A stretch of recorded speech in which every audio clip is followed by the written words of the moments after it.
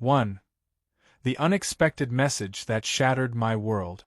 I don't want you at my wedding, Dad. Amber hates you. The words on my phone screen blurred as my hands trembled. I had to sit down on the front steps of my house, the place where I'd taught Michael to tie his shoes, where we'd launched model rockets every summer, where I'd consoled him through his first heartbreak. Now, at 60 years old, I was experiencing a heartbreak of my own that cut deeper than any I could have imagined. It wasn't just any Tuesday. It was the Tuesday I'd taken off work. My first personal day in 3 years at the power plant, specifically to finalize the surprise I'd been planning for months. The $15,000 cashier's check for Michael and Amber's honeymoon to Maui was sitting on my kitchen table beside a handcrafted wooden box I'd spent 6 months making in my garage workshop. Inside the box was a letter detailing how I'd worked double overtime shifts for 2 years, sold my prized 1967 Mustang, the only luxury I'd ever allowed myself, and postponed knee surgery I desperately needed, all to give them the honeymoon of their dreams. But now that check felt like a cruel joke mocking me from my own kitchen. I called Michael immediately, my fingers clumsy with shock. Straight to voicemail. I tried again. Same result. Finally I texted, "Son, please. What's happening? We just had dinner together 3 days ago. Everything seemed fine." His response came an hour later, each word a fresh stab. "It wasn't fine, Dad. Amber has never felt comfortable around you. She says you stare at her and make comments about her family's money. She cried all night after Sunday dinner. Her parents agree that you'll ruin the sophisticated atmosphere they're creating at the Rosewood Club. I need to prioritize my future wife's happiness. Please respect our decision." I sat frozen, replaying every interaction I'd ever had with Amber. Had I stared at her? I'd certainly been trying to get to know the woman my son loved. Had I made comments about money? Perhaps I'd mentioned being impressed by the fountain in her parents' circular driveway, a fountain larger than my entire front yard. But I'd meant it as a compliment, not a criticism. With shaking hands, I called Susan, my ex-wife and Michael's mother. Though our marriage had ended 15 years ago when she left for her executive position across the country, we'd maintained civil communication for Michael's sake. "Richard," she answered, her voice immediately cautious. "I was about to call you. Did you know about this?" My voice cracked, something that hadn't happened since the day Michael was born. A heavy sigh. "Michael called me last night. Richard, there's something you need to know. It's worse than what he told you." My stomach clenched. What could be worse than being uninvited to my only son's wedding by text message? The real reason. She paused. "Amber's father is on the board of directors at Westlake Financial, where Michael just applied for that VP position. Last week, they ran essentially a background check on Michael, including his family connections. They do that for all executive track positions, apparently. And," I prompted, though a terrible understanding was already dawning, "and they found out about you. Your job, your financial situation. Amber's father told Michael that board members were concerned about his judgment and associations. Then Amber gave him an ultimatum. Either you're out of the wedding and they minimize your connection going forward, or she walks away and her father makes sure Michael never gets the position." The room seemed to tilt. And Michael chose his career and her money over his own father. "Richard." Susan's voice softened with rare compassion. "He's young and ambitious. He's making a terrible mistake, but I raised him better than this," I whispered, more to myself than to her. "I worked 16-hour shifts so he could have those fancy college degrees. I went without so he wouldn't have to. And now I'm an embarrassment to be hidden away." After hanging up, I walked to the kitchen in a daze and stared at the cashier's check. Beside it was a framed photograph. Michael at age 10, proudly holding up a bass we'd caught together on his first fishing trip. His gap-toothed smile beamed with uncomplicated love and admiration for his father. Where had that boy gone? My phone buzzed again.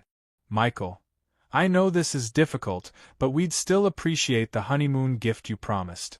Amber's already posted about our Maui trip on Instagram, and it would be awkward to cancel now. You can mail the check to our apartment. Thanks for understanding. Something inside me, something that had bent and bent throughout a lifetime of sacrifice, finally snapped. I picked up the cashier's check and walked to my garage. From the drawer of my workbench, I retrieved the lighter I used for my rare celebratory cigars. I'd been saving one for Michael's wedding day. With deliberate movements, I held the flame to the corner of the check and watched $15,000, representing hundreds of hours of physical labor, missed family gatherings, and constant pain from my deteriorating knee, curl into ash over my trash can. Then I did something I'd never done before.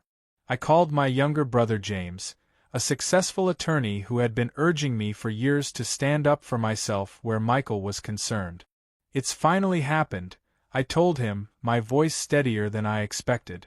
Michael has chosen their world over ours. I've been waiting for this call, James replied. What do you need? I need the name of that investigator you use for your firm. And I need a loan. My brother's silence spoke volumes. Richard, what are you planning? Nothing illegal, I assured him. But if my son is cutting me out of his life because I'm not good enough for Amber's family, I think I deserve to know exactly who these people are. 2 days later, the file arrived by courier. Amber's family, the prestigious Whittingtons of Oakwood Hills, were apparently not what they appeared to be. The mansion with the circular driveway? Mortgaged to the hilt and 3 months behind on payments. The father's surgical practice? Under investigation for insurance fraud. And most shockingly, their family's old money had disappeared 3 generations ago through gambling debts and poor investments. The elaborate wedding at the Rosewood Club? Paid for with funds from a second mortgage they couldn't afford. The connections they'd promised Michael? Largely exaggerated or entirely fictional. They weren't rejecting me because I wasn't good enough. They were rejecting me because I represented the truth they were desperately trying to escape, that honest work and living within one's means were more honorable than keeping up appearances built on lies. Armed with this knowledge, I made the hardest decision of my life. I would not expose them, that would only hurt Michael in the long run. But neither would I continue to be the silent, supportive father who gave endlessly while receiving scraps of attention in return. For the first time in 28 years, I decided to put myself first. I texted Michael one last time. I've respected your decision about the wedding. I've canceled the honeymoon check. Those funds are now paying for my knee surgery next month. When you're ready to be the man I raised you to be, rather than the man they're trying to shape you into, my door will be open. Until then, I wish you clarity. Then I blocked his number, packed a small bag, and drove to the cabin by Lake Mitchell that I'd been quietly restoring for 5 years, my retirement dream that I'd planned to share with Michael's future children someday. Now it would be my sanctuary instead. I didn't know then that this decision would trigger a series of events that would shake the foundation of Michael and Amber's relationship, expose the Whittingtons' facade to their entire social circle, and eventually bring my son back to my doorstep, humbled, enlightened, and desperate to rebuild what his ambition had destroyed. But on that day, driving away from the house where I'd raised my son alone, all I knew was that sometimes the greatest act of love is refusing to be treated as though you are worth less than you are. 3 weeks passed at my lakeside cabin with no contact from Michael. I'd expected anger, perhaps even a confrontation after I'd canceled the honeymoon funds, but the silence was somehow worse, confirmation that I'd truly become dispensable in my son's new life. What I hadn't expected was the knock on my cabin door on a rainy Thursday evening. I opened it to find Eleanor Whittington, Amber's 82-year-old grandmother, standing under an umbrella, her silver hair immaculate despite the downpour, her posture regal even at her advanced age. "Mr. Thompson," she said, no warmth in her voice but a certain dignity I couldn't help but respect. "May I come in? We have matters to discuss." Stunned, I stepped aside. She entered my modest cabin, taking in the hand-built furniture and the half-finished fishing lures on my workbench with an appraising eye. "You're wondering how I found you," she stated, settling herself in my armchair without invitation. "The private investigator my son hired to look into your background was thorough, but not as discreet as he believed. I had my own man follow him." She smiled thinly. "Old money knows how to protect itself, Mr. Thompson, even when that money is largely gone." I remained standing, unsure what this woman wanted from me. "With all due respect, Mrs. Whittington, why are you here?" "Because unlike my son and his ridiculous wife, I don't believe in maintaining illusions at the expense of honor." She fixed me with a penetrating stare. "You received a file about our family, did you not? From your brother's investigator." I tensed. "How did you?" "As I said, I have my own resources." She waved a hand dismissively. "What you don't know is that the file barely scratched the surface. The situation is far worse than even your investigator discovered." She reached into her designer handbag and removed a leather portfolio, which she placed on my coffee table. "My son isn't just under investigation for insurance fraud. He's about to be indicted. The wedding isn't just beyond their means. It's being funded with money embezzled from his medical practice's employee pension fund. And the position they promised Michael." She laughed bitterly. "The board at Westlake already selected their candidate months ago. My son has no influence there. He was once invited to a charity golf tournament by a board member and has inflated that single connection ever since." I sank onto the couch, struggling to process this information. "Why are you telling me this?" Eleanor's expression softened slightly. "Because I've watched you, Richard Thompson. Not through investigators but through your son. Michael talks about you, or used to, before Amber began systematically cutting him off from his past. He spoke of your integrity, your work ethic, your unfailing support. He admired you deeply once."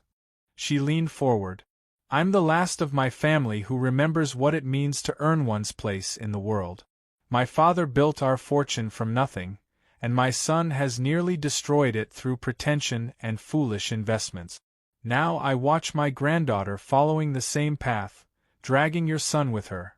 "So what do you want from me?" I asked, wary of this unexpected ally.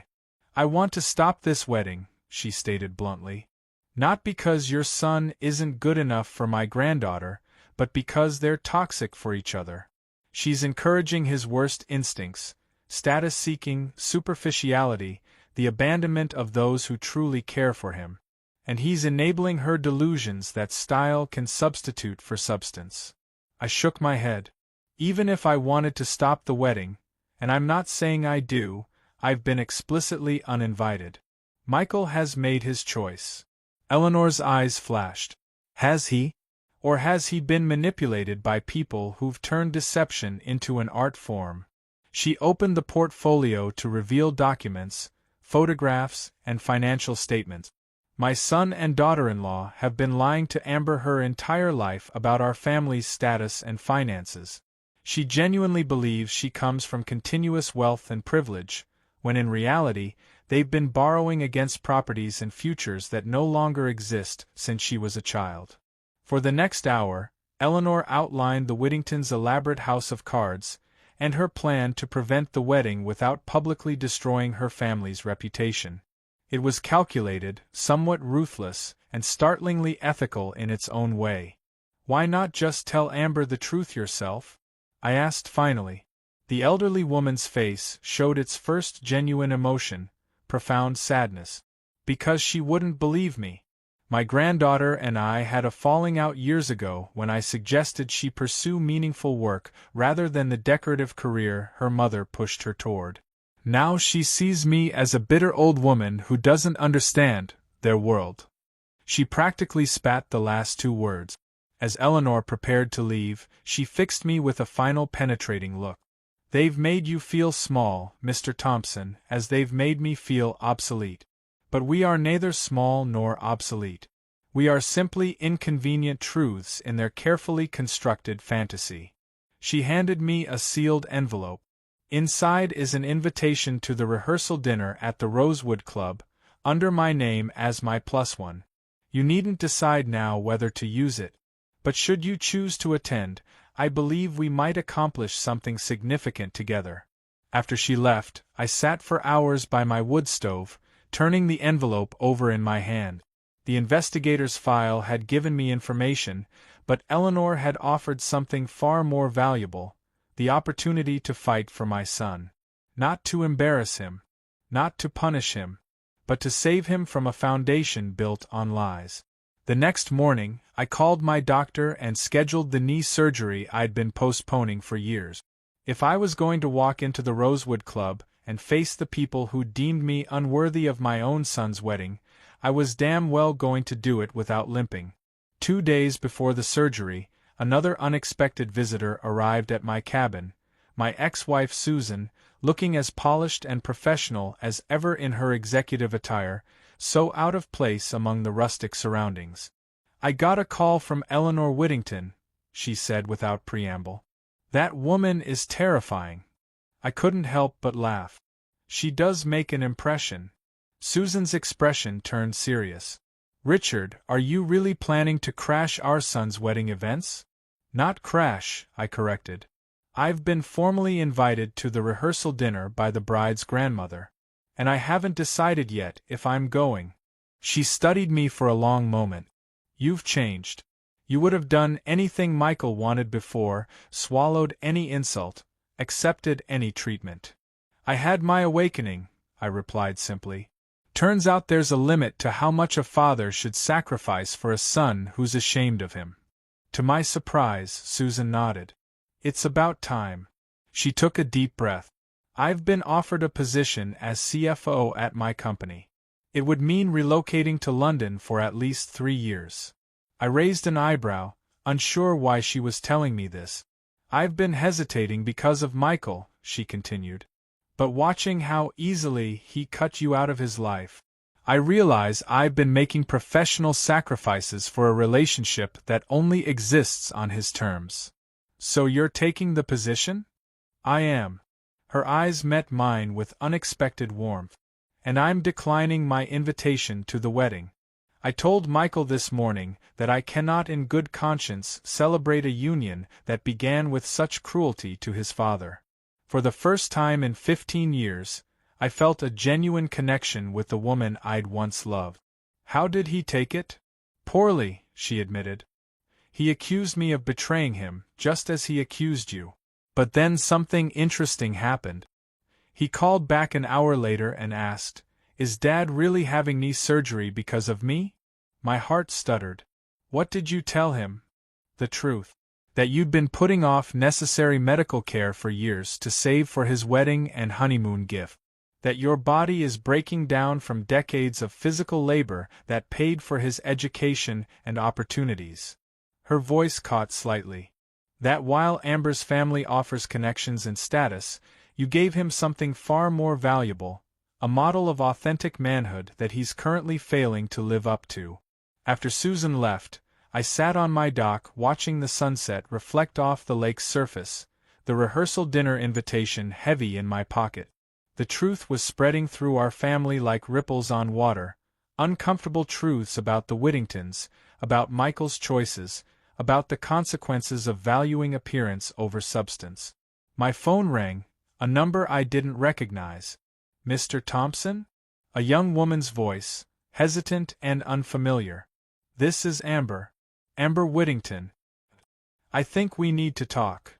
The pieces Eleanor had set in motion were beginning to fall. I just hadn't expected them to fall quite so quickly. "I didn't expect you to actually meet me," Amber said, her voice smaller in person than it had been on the phone. We sat at a corner table in Lakeview Diner, a modest establishment halfway between my cabin and the city, neutral territory. She looked different from the polished, confident woman I remembered from our previous encounters. Her designer clothes were the same, her makeup flawless, but something had shifted in her eyes, a newfound uncertainty that made her seem younger, more vulnerable. "When my son's fiancée calls, I answer," I replied simply. My knee throbbed beneath the table, the surgery still 3 days away. What was so urgent we couldn't discuss it over the phone? Amber twisted the massive diamond engagement ring on her finger, a ring I now knew the Whittingtons could ill afford. My grandmother came to see me yesterday. Her voice faltered. She showed me things. Documents, bank statements, letters from creditors. I remained silent, letting her find her way to the point. My whole life, she continued, her voice barely above a whisper, I thought we were important, special. My parents always said our family name opened doors, that we had responsibilities that came with our position. She looked up, her eyes suddenly fierce despite the tears gathering in them. Was it all a lie? Everything? The raw pain in her voice struck a chord of sympathy I hadn't expected to feel. I can't answer that, Amber. I don't know what your childhood was like or what your parents' intentions were. But you hired an investigator to dig into my family's finances, she accused, her tone hardening. Grandmother told me everything. You were going to expose us at the wedding, weren't you? Humiliate us all in front of everyone. I met her gaze steadily. I had no such plans.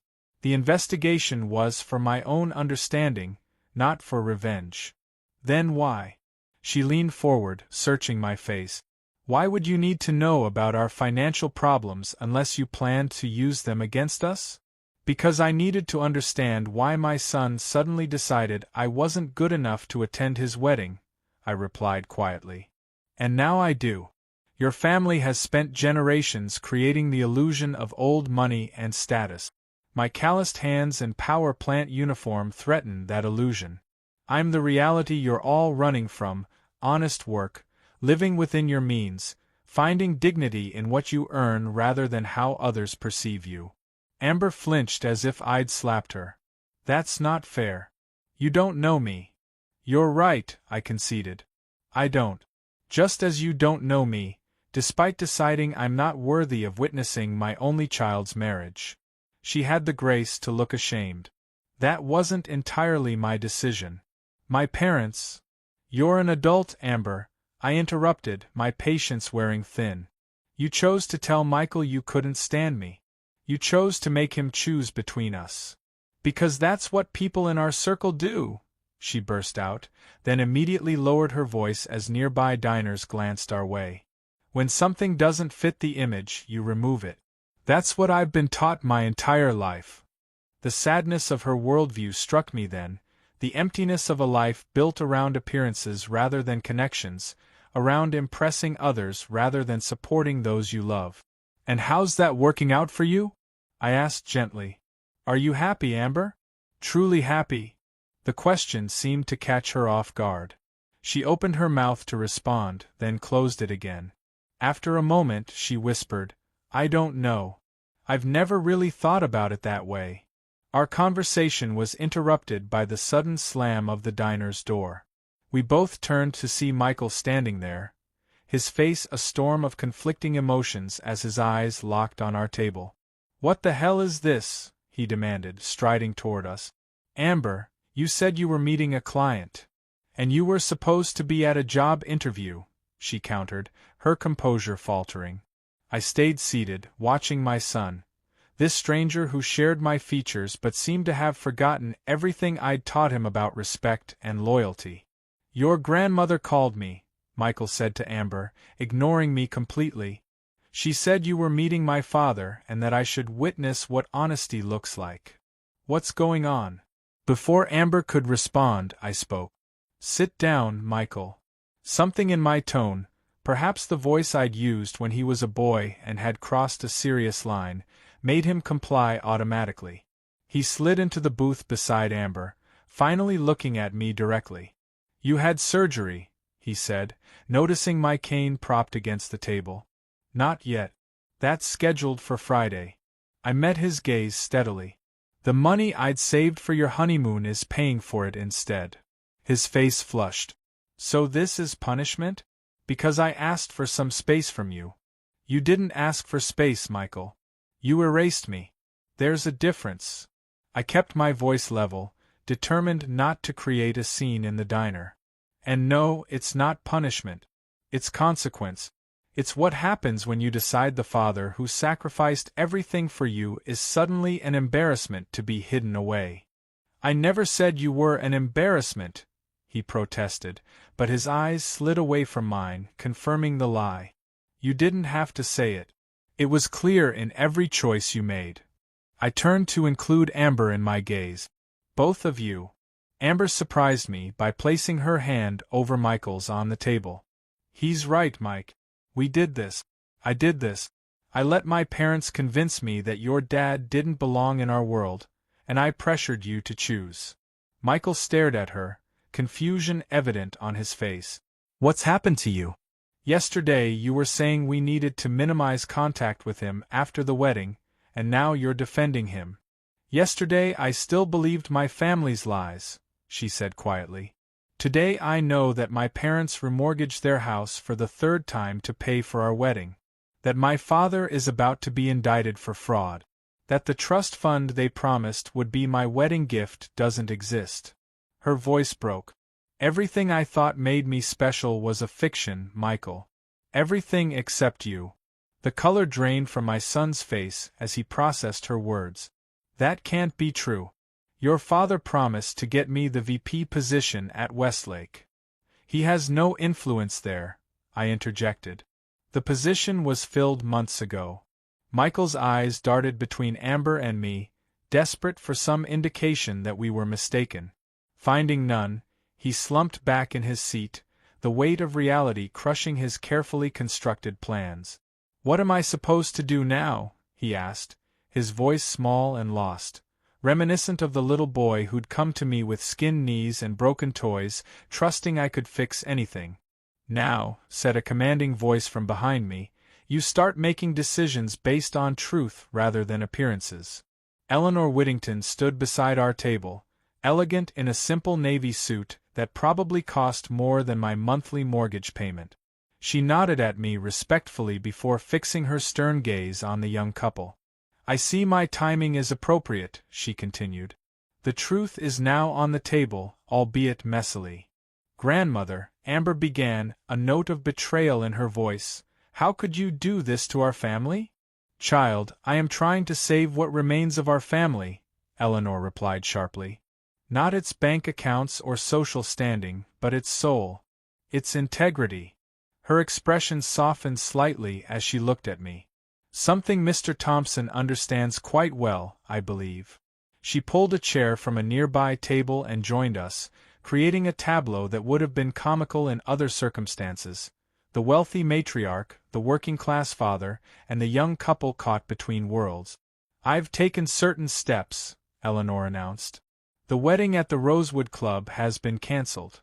What? Michael and Amber exclaimed in unison. I've informed the necessary parties that due to a family emergency, the event must be postponed indefinitely. The deposits will be refunded.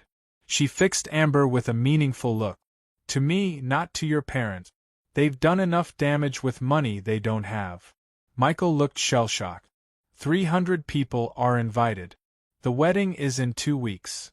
Then you have calls to make, Eleanor said crisply. Unless you'd prefer to proceed with a celebration built on lies, funded by fraud, designed to impress people who wouldn't help you if you were starving on their doorstep. The harsh reality of her words hung in the air between us. What do you want? Michael finally asked, addressing both Eleanor and me. What's the point of all this? It was Eleanor who answered.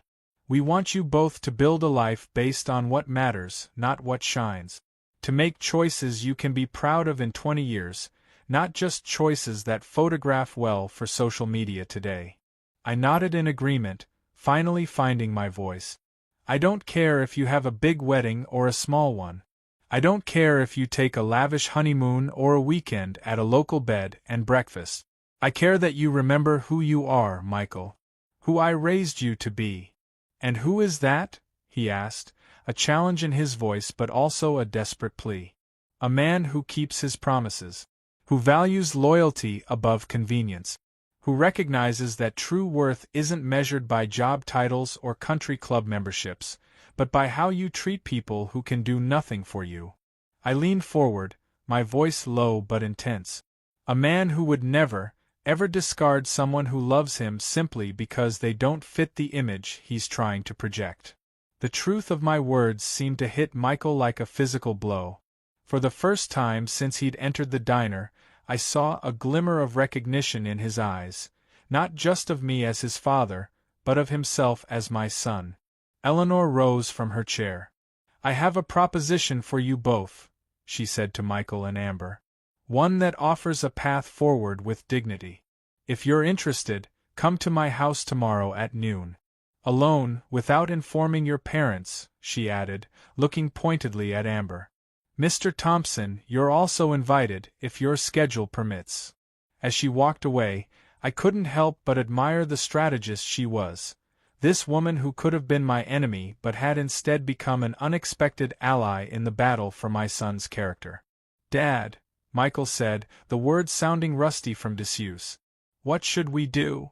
It was the first time in years he'd asked for my guidance, and the weight of the moment wasn't lost on me. But I knew better than to seize control now, when the real lesson was for him to find his own moral compass again. "That," I said, rising from the table and reaching for my cane, "is something you and Amber need to decide for yourselves. Based not on what looks best, but on what is right." I left them there, huddled together in the booth, whispering intensely as they faced their first real crisis as a couple. Whether they would emerge stronger or fall apart remained to be seen. But for the first time since receiving that devastating text message, I felt a flicker of hope that my son might find his way back. Not just to me, but to himself. Eleanor Whittington's home was nothing like I expected. Instead of the opulent mansion I'd imagined, it was a tasteful but modest colonial on 3 acres of well-maintained gardens. The furnishings inside spoke of genuine old money, not the flashy, status-symbol wealth of Amber's parents, but the quiet confidence of quality pieces acquired over generations and maintained with care. I arrived precisely at noon, my niece screaming in protest as I navigated the gravel path to her front door. The surgery was scheduled for tomorrow, and the pain had intensified as if my body knew relief was finally coming. Eleanor herself answered the door, appraising me with those sharp eyes that missed nothing. "You should have rescheduled your surgery," she remarked without preamble. "This meeting could have waited." "I've waited 3 years for this surgery," I replied. "One more day won't kill me." She nodded, something like approval flickering across her features. "Michael and Amber are already here. In the sunroom." She gestured for me to follow her through the house. They arrived 20 minutes early together. A promising sign. The sunroom overlooked a blooming rose garden, the May sunshine streaming through windows that stretched from floor to ceiling. Michael and Amber sat side by side on a white wicker love seat, their postures tense but their hands clasped tightly together. They'd clearly been crying. Both had the red-rimmed eyes and emotional exhaustion of people who'd spent the night in difficult conversation. "Dad." Michael stood as I entered, moving forward as if to help me with my cane, then stopping awkwardly, unsure if his assistance would be welcome. I nodded acknowledgement but said nothing, taking a seat in one of the armchairs across from them. Eleanor positioned herself regally in another, forming a square between the 4 of us. "I assume you've spent the evening discussing your situation," Eleanor began without preamble. "Have you reached any conclusions?" Michael and Amber exchanged glances before Michael spoke. "We've decided to cancel the wedding. Not postpone it, cancel it entirely." Though I'd expected something along these lines after yesterday's revelations, hearing my son say the words still struck me with their finality. 300 guests, elaborate floral arrangements, the string quartet they'd booked months ago, all of it discarded. "We called everyone last night," Amber added, her voice hoarse. "My parents, the wedding planner, the venue." She swallowed hard. "It was difficult." "How did your parents take it?" Eleanor asked, though her tone suggested she already knew the answer. Amber's face crumpled slightly before she regained control. "They're furious. My father threatened to disown me. My mother said I was throwing away everything they'd worked for. She took a shuddering breath. When I confronted them about the financial situation, they denied everything. Called it misleading paperwork and temporary setbacks. When I wouldn't back down, they accused Michael's father of poisoning me against them. And what do you believe? I asked, speaking for the first time since entering the room. I believe they've been lying to me my entire life, she said quietly. About our money, our status, our supposed importance. And I've been helping them perpetuate those lies without even realizing it. Eleanor nodded, satisfied. Acknowledging truth is the first step toward living with integrity. What else have you decided? Michael straightened his shoulders. We're moving out of the condo Amber's parents have been subsidizing. I've called about breaking our lease. And where will you go? I asked. That's still undecided, Michael admitted. I've applied for some positions outside of Westlake Financial, but nothing's confirmed yet. We might need to downsize significantly. We will need to downsize, Amber corrected gently. I've already listed most of my designer clothes and accessories online. My handbag collection alone should cover a security deposit on a smaller apartment. I couldn't help but be impressed by how quickly she'd adapted to their new reality. Perhaps there was more substance to this young woman than I'd given her credit for. Eleanor cleared her throat. This brings me to my proposition. She reached for a folder on the side table and opened it methodically. As you know, the Whittington family wealth has been largely depleted through my son's mismanagement and pretension. What remains is primarily controlled by me, through trusts established by my late husband to prevent exactly the kind of financial recklessness we're now witnessing. She removed several documents from the folder. What you don't know is that I've been planning for this day for some time. I knew eventually the house of cards would collapse. What are you saying, grandmother? Amber asked. I'm saying I have resources set aside, legally separated from your parents' financial chaos, intended to provide fresh starts for family members who choose reality over illusion. Eleanor slid a document toward the young couple. This is the deed to a property I own in Mapleton, about an hour from here. It's a small house, 3 bedrooms, nothing extravagant, on half an acre. It needs some work, but it's structurally sound. Michael stared at the deed in disbelief. You're giving us a house? I'm offering you a choice, Eleanor corrected. The house comes with conditions. She slid another document forward. This is information about the community college in Mapleton. They have an opening for an adjunct business professor, starting next semester. The salary is modest, but combined with income from a local position, it would be sufficient. Michael frowned. I don't understand. I don't have a PhD. I can't teach at the college level. With your MBA and 5 years of industry experience, you're qualified for the adjunct position, Eleanor explained. It wouldn't be a career-making role, but it would be honest work using your education to genuinely help others, primarily first-generation college students from working-class backgrounds. Her gaze flicked meaningfully toward me. Understanding dawned on Michael's face. You want me to step back from corporate finance entirely? I want you to reevaluate what success means to you, she replied. To consider that significance might be measured in impact rather than income. She turned to Amber. As for you, my dear, I've spoken with the director of the Mapleton Historical Society. They're expanding their community outreach program and need someone with design sensibilities to help renovate their exhibition spaces and educational materials. Again, the salary is modest, but the work has meaning. Amber looked stunned. You want us to move to a small town and take jobs paying probably a quarter of what we could make in the city? I want you to build a life based on actual value rather than perceived value, Eleanor said firmly. To discover who you are without the trappings and expectations that have distorted your priorities. The room fell silent as the young couple absorbed this unexpected proposal. I watched my son's face closely, recognizing the battle playing out behind his eyes, Ambition versus integrity, image versus substance. Eleanor turned to me. Mr. Thompson, I have a request for you as well, if you're amenable. I raised an eyebrow, curious. What might that be? The house in Mapleton needs considerable cosmetic work. Updating the kitchen, replacing some flooring, renovating the master bathroom. I understand from Michael that before your power plant career, you worked in construction and retained those skills.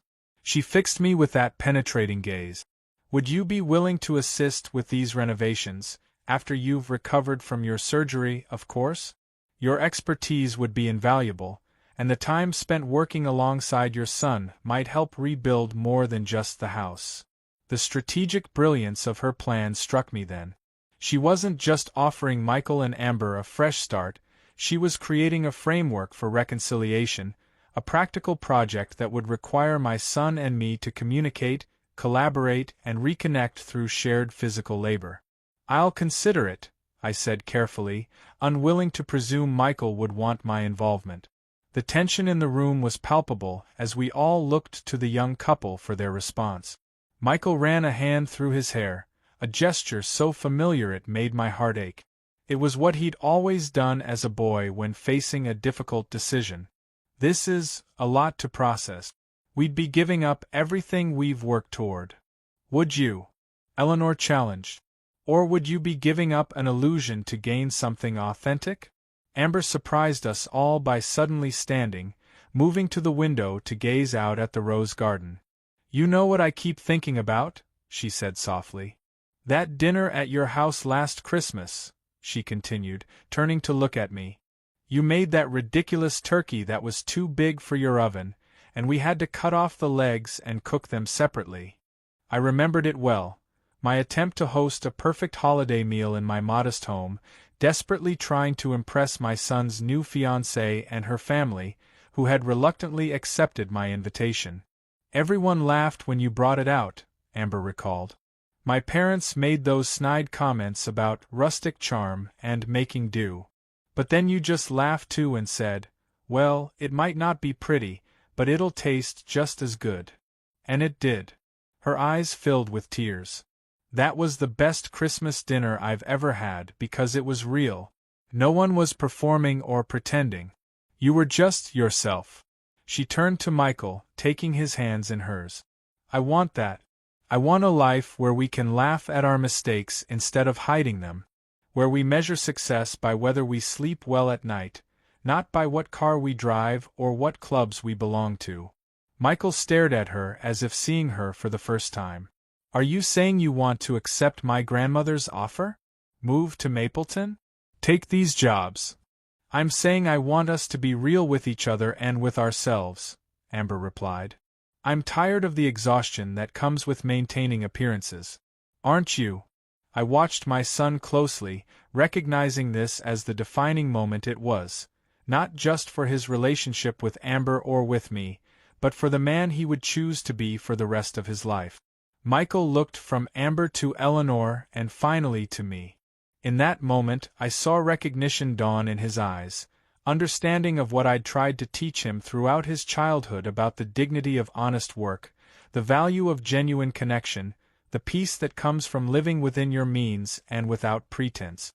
Dad, he said, his voice breaking slightly, would you really help us with the house? Even after everything I've done? The simple question cracked open something in my chest I hadn't realized was sealed shut. Son, I replied, there is nothing you could ever do that would make me stop being your father. Nothing. Michael nodded, tears spilling onto his cheeks. Then yes, grandmother, he said, turning back to Eleanor. We accept your offer. All of it. Eleanor's composed facade cracked just slightly, revealing the emotional grandmother beneath the strategic matriarch. Well then, she said briskly, brushing away what might have been a tear, I believe we have plans to make. As Eleanor outlined the practical details of their transition, I watched my son and his fiancée, their hands still clasped, their futures now pointing in an entirely different direction than they'd imagined just days ago. There would be challenges ahead, disappointments as they adjusted to a simpler lifestyle, moments of doubt about the path they'd chosen. But in that sunroom, surrounded by the soft May light and the scent of roses drifting in from the garden, I saw something I hadn't dared hope for when this ordeal began: the return of the son I'd raised, and the emergence of the daughter-in-law I might grow to love. The wedding that had been planned, the ostentatious celebration at the Rosewood Club with its champagne fountains and ice sculptures, would never take place. But something told me a different ceremony might eventually happen. Something smaller, more meaningful. Something real. And this time, I would most definitely be invited. 6 months after that fateful meeting in Eleanor's sunroom, I stood on the newly finished back deck of the Mapleton house, admiring the sunset with a cold beer in my hand and a reconstructed knee that only ached when rain was coming. Michael worked beside me, carefully applying the last coat of sealant to the wooden railing we'd built together over the past weekend. "I think we're finally done with the major projects," he said, stepping back to assess our work. "Just in time for winter." I nodded in agreement, surveying not just the deck but the transformation of the entire property over the past month. What had begun as Eleanor's strategic peace offering had evolved into something neither Michael nor I could have anticipated, a genuine partnership that had healed more than just the house. After my knee surgery, I'd spent 6 weeks in recovery at my lakeside cabin, with physical therapy appointments twice weekly in town. To my surprise, Michael had driven the hour from Mapleton every weekend to check on me, sometimes bringing Amber, sometimes coming alone. Those early visits had been awkward, conversations stilted as we navigated the new terrain of our relationship. But by the time I was cleared to begin work on the Mapleton house in August, something had shifted between us. The shared purpose of renovation had given us neutral ground to rebuild our relationship, one hammer swing and paint stroke at a time. Remember the look on Amber's face when we demolished that wall between the kitchen and dining room? Michael chuckled, capping the sealant can. I thought she was going to faint. I smiled at the memory. She's come a long way from the woman who couldn't imagine life without a walk-in closet. We all have, Michael replied quietly, his eyes meeting mine with newfound maturity. The transition hadn't been easy for either of them. Michael's first months teaching business courses at the community college had been humbling. Students who challenged his theoretical knowledge with practical questions, administrators who expected meaningful engagement rather than just academic credentials, the adjustment to a salary less than half what he'd made in corporate finance. For Amber, the shift had been even more dramatic. Her work at the Historical Society had started as merely a job, something to pay bills while she adjusted to their new reality. But to everyone's surprise, especially her own, she'd discovered a genuine passion for preserving local history and making it accessible to the community. The design skills she'd previously used to create magazine-worthy interiors for wealthy clients were now directed toward crafting engaging exhibits about the town's mining history and interactive displays for schoolchildren. "Have you spoken with her parents recently?" I asked, careful to keep my tone neutral. The Whittingtons remained a sensitive subject. Michael shook his head. "Not since the indictment was announced. Amber calls her mother occasionally, but the conversations never go well." He sighed heavily. "They're still in denial, convinced this is all some temporary setback, and that we'll come to our senses eventually. They refuse to visit, say they can't be seen in a place like this." "Their loss," I said simply. "Yeah." Michael's expression was a complex mixture of sadness and resolution. "Grandma Eleanor's coming for Thanksgiving, though. She says she's bringing her famous pecan pie and, quote, absolutely no discussion of real estate, investments, or family disappointments." I laughed. Eleanor had become an unexpected fixture in our lives, her monthly visits to Mapleton bringing a combination of imperious demands, incisive observations, and genuine affection that somehow worked. She'd even visited my cabin twice, pronouncing it charmingly rustic, in a tone that suggested this was the highest compliment she could offer such humble accommodations. The back door slid open, and Amber emerged with 3 plates balanced expertly in her hands. "Dinner's ready, you two," Come eat before it gets cold. She looked different now, her designer clothes replaced by jeans and comfortable sweaters, her elaborate hairstyle grown out into something simpler, the constant tension I'd previously observed in her posture noticeably absent. But the most significant change was in her eyes, which had lost their calculating assessment of everyone's social value and gained a warmth I'd never thought possible. "It smells amazing," Michael said, taking 2 of the plates from her and handing one to me. "What did you make?" "Your dad's lasagna recipe," she replied with a smile in my direction. "Though I added a little extra garlic, because I'm not afraid of flavor like some people." The teasing note in her voice was new too. This easy familiarity between us that had developed over shared meals and painting projects and conversations about everything from politics to fishing technique. We settled at the small table on the deck, the autumn evening still warm enough for outdoor dining. The lasagna was indeed my recipe, one I'd taught Amber over a weekend when Michael had been busy with midterm grading. I'd been surprised by her eagerness to learn, her meticulous attention to the techniques I demonstrated, her genuine delight when the final product emerged from the oven bubbling and fragrant. "I had a call from Susan today," I mentioned between bites. "She's coming back from London for Christmas. Wanted to know if she could visit." Michael's eyebrows rose in surprise. "Mom's coming here? To Mapleton?" I nodded. "Said she wants to see the house. See how you're both doing." "That's unexpected," Michael said slowly. "But good, I think. It's been almost a year since we've seen her in person." "She sounded different," I admitted. "More grounded." Said the London position gave her perspective on what matters. We ate in comfortable silence for a few moments, the distant sound of neighbors calling their children in for dinner floating through the cooling air. Mapleton was that kind of town. Small enough that you recognized faces at the grocery store, large enough to offer privacy when needed. "I've been meaning to talk to you both about something," Amber said suddenly, setting down her fork with unusual formality. "It's about the wedding." Michael and I exchanged glances.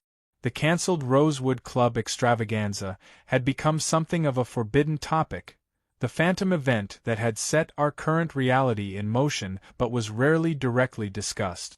"What about it?" Michael asked cautiously. Amber took a deep breath. "I think we should do it. Get married, I mean. Not like before, nothing elaborate or showy. Just something small, here at the house maybe, once the living room is finished." She looked between us, nervous but determined. "With both our families. The ones who actually want to be here." The significance of her words wasn't lost on me. This wasn't just a proposal to reschedule their wedding, it was a declaration of her new values, a statement about who she now considered family. Michael reached for her hand across the table. "Are you sure? After everything that happened?" "I'm more sure now than I ever was before," she replied firmly. "Back then, I wanted a wedding, not a marriage. I wanted the photos and the envy and the spectacle." She smiled ruefully. "Now I just want to be your wife, build a life with you in this house we've made together, maybe start a family someday. And I want to do it with the people who've shown us what real love looks like." Her eyes met mine, and I was startled to see tears there. "That includes you, Richard. Especially you." The use of my first name, something she'd only recently begun doing, struck me with its simple intimacy. I cleared my throat, suddenly finding it difficult to speak. "I'd be honored," I managed finally. "Though I draw the line at wearing a tuxedo. Those things are torture devices." Amber laughed, the tension broken. "No tuxedos, I promise. Maybe just nice sweaters. It'll be in January, after all." As we continued our meal, making plans for a wedding that would bear no resemblance to its cancelled predecessor, I marveled at the journey that had brought us here. 6 months ago, I'd been uninvited from my son's wedding by text message, deemed unworthy of inclusion in his important moments. Now I was helping plan a celebration that would take place in a house we'd rebuilt together, with a woman who had once despised me but now sought my recipes and my approval. Later that evening, as I prepared to drive back to my cabin, Michael walked me to my truck. "Dad," he said hesitantly, "I've been meaning to ask you something." "What's that?" He scuffed his boot against the gravel driveway, suddenly looking like the teenage boy who'd asked to borrow the car for his first date. "Would you be my best man? At the wedding?" The request caught me completely off guard. "Michael, that's a role for a friend, not a parent." "I know," he said, meeting my eyes with quiet certainty. "But you are my best friend. You always have been, even when I was too blind to see it." He swallowed hard. These past 6 months working on this house together, talking about everything we never discussed before. It's made me realize what I almost threw away. What I still can't believe you forgave me for. "Son," I began, but he cut me off. "No, let me finish. I need to say this." He took a deep breath. "When I sent that text uninviting you from the wedding, I wasn't just rejecting you as my father. I was rejecting everything you taught me, everything you stand for: integrity, hard work, living authentically. I was choosing status over substance, appearance over reality." He gestured toward the house behind us, with its fresh paint and rebuilt porch. The garden Amber had started with seedlings from Eleanor's estate, the basketball hoop I'd installed last month over the garage.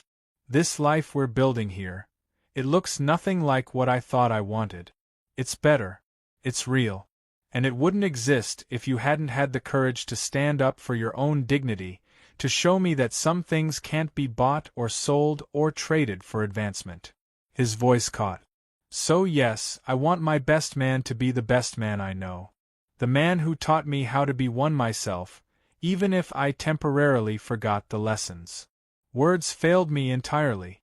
Instead, I pulled my son into an embrace that conveyed everything I couldn't articulate: my pride in the man he'd become, my gratitude for this second chance, my unwavering love that had never faltered, even in our darkest moments. As I drove home that night, the warmth of our connection stayed with me, a stark contrast to the cold devastation I'd felt reading that text message just 6 months earlier. The journey from that moment to this one had been painful, complicated, and entirely necessary. In the end, being uninvited from my son's first wedding had become the unexpected gift that made possible a more meaningful invitation, not just to a ceremony, but to an authentic life where I was valued not despite who I was, but because of it. Sometimes, I reflected as my headlights illuminated the familiar road to my cabin, the most profound blessings arrived disguised as rejections. And sometimes, the family you rebuild after everything falls apart is stronger than the one you had before.